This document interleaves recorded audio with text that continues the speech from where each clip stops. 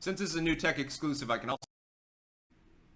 Alright, one time for today's new tech exclusive. COP28 is kicking soon. Yes, all the world's greatest polluters are going to take their private jets to go and meet and talk about how to get people to eat the bugs and the soy burgers and the soy and shit like that. How they must sleep in the pod and so forth. It's NIMBYism.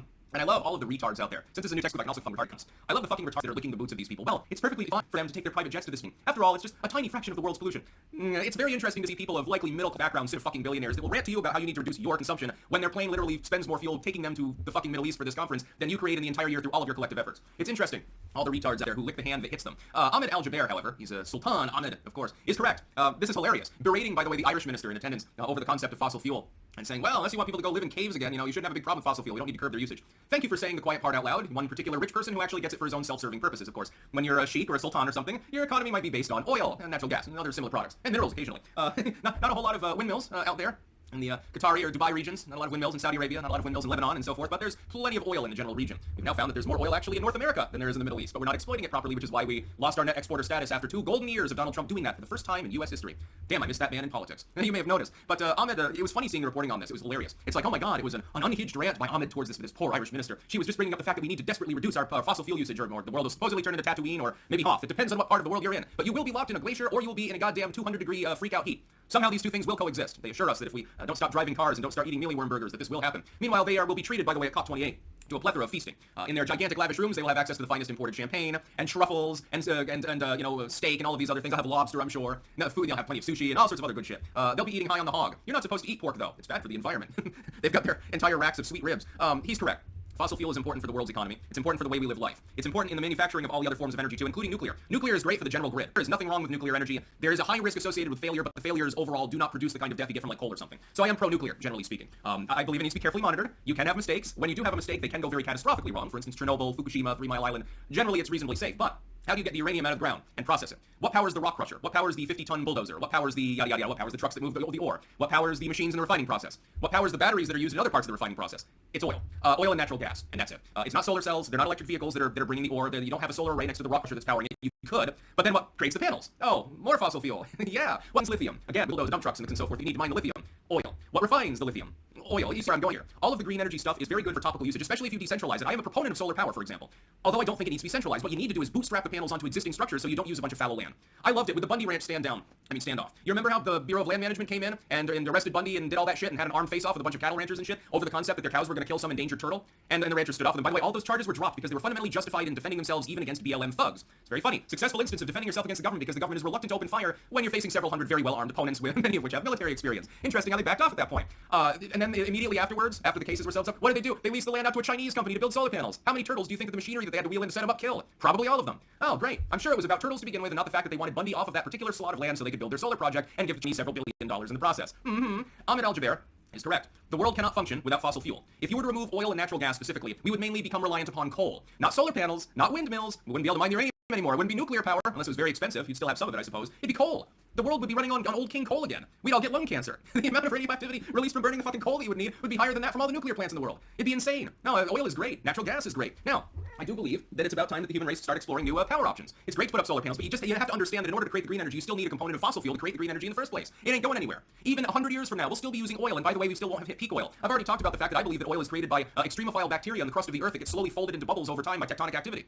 and by osmotic pressure. I think that fits much better than the decomposition of rock bullshit or the melted dinosaur theory that we were all lied to about back in the 90s in elementary school. Wow, did you know that your car is running on a dead Tyrannosaurus? Yeah, it was just a way to make it sound cool to the kids. I bet the oil lobby fucking brought that one up. Anyway.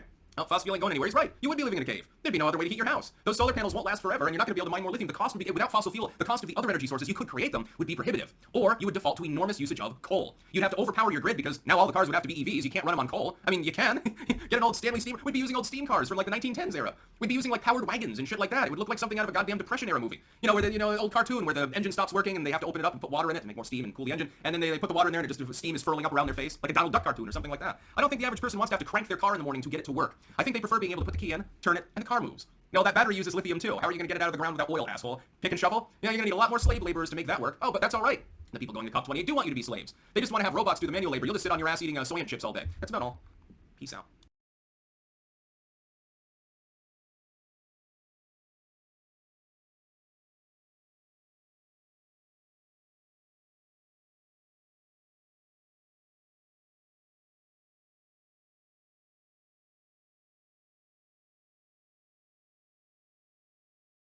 is the Muslim majority capital of the United States. It's quite literally Muslim majority there. How are you supposed to win Michigan without very, very left-leaning enclaves that lean heavily towards Islam, not participating or voting third party? You can't. There aren't enough other reliably blue voters in the state of Michigan to carry Joe Biden forward. At this point, I would say this tilts heavily into Trump's favor, the state of the general election. Other things equal, Trump would win right now. The day. He would definitely win. There wouldn't be enough ballot printers to go long enough to print up enough inky ballots to actually game the system. It wouldn't even be physically feasible because it wouldn't be a few 100,000. It'd be like 10 million that you have to print. Well, you better call the voting machine company a few more units in their stat because some of the states are removing them outright as we speak. We're beginning to see defortification, and it appears to be going ahead on a schedule commensurate what we will need to see the return of Donald Trump Grover Cleveland style, which is exactly what our country needs. That's about all.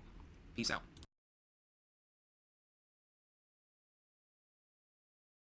Today from one of the most legendary cannabis activists to hit the front line, Hacker, aka the Emperor of Hemp. He fought hard for cannabis legalization and industrial hemp regulation, not only advocating for its recreational and medicinal uses, but also for the environmental legislation and rights. Jack believed in hemp as a fuel, as a fiber, and like a million other things. In fact, he even wrote a book about it called The Emperor Wears No Clothes, a handbook of useful facts about cannabis and its multiple uses.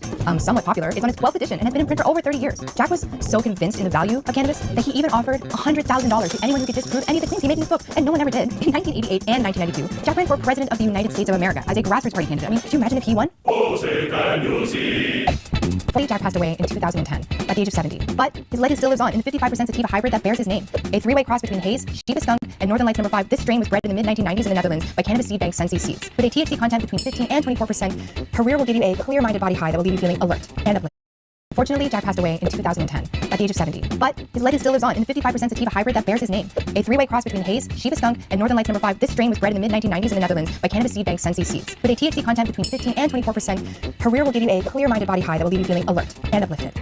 Great for sociability and creativity, this strain can help facilitate conversation amongst oppressors and lend inspiration when drawing up protest signs and chants. Its euphoric tendencies can help combat the depression you inevitably feel when faced with the current state of the world. And this strain can help the general aches and pains that you get from smashing the patriarchy and sticking it to those oppressive hands. So, the next time you hit up a rally, be sure to bring a little chest in the protest line and be inspired to fight the good fight by Jack Career himself, a man whose unbridled idealism and dogged persistence helped push forward our cannabis future.